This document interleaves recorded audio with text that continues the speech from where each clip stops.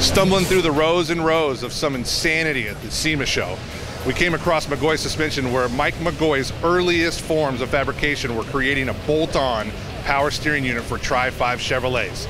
With me is Steve McGaughy, who helped develop some of the lifted and lowered truck market segments. You guys started out doing some fantastic brake and suspension work on the early vehicles, and then you moved on to the lowered truck market, where you guys actually won the GM Design Award for your lowered spindle.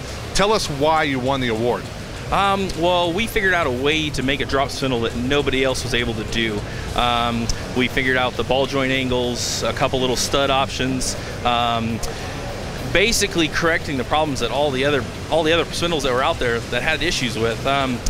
You could also use a CV axle would pass through the center of our spindle, allowing like the Escalades and Denali's to also be lowered now, which nobody was able to do before. Our spindle is the same height as stock, all the stock geometry's there, it's a bolt-on, it's not taller, factory alignment, steering geometry, all that stuff, and then we got a patent on it. And for that, that's when we won the award. On your lifted truck parts, I hear that they are a straight bolt-on, no cutting, is that correct? There's no cutting or grinding on the differential. Most companies you have to trim or grind or touch this or touch that. With ours, that's not the case. You do not touch the differential. So if you ever do want to put it back to stock or for any other reason, you don't have to buy a $2,200 front differential. There is one minor bracket you have to trim to drop the diff, like everybody else's kit. But we give you all the stuff that you need to put the truck back to stock. It comes with brake line bracket extenders, bump stop extenders. We drop the diff. This brand new 2011 kit utilizes 4 bump stops from the factory. Our kit has that. They're all bolt-on. There's no welding. There's no cutting. We give you all the graded hardware you need, all the spacers, everything to do the kit right. It's a true 7-inch kit.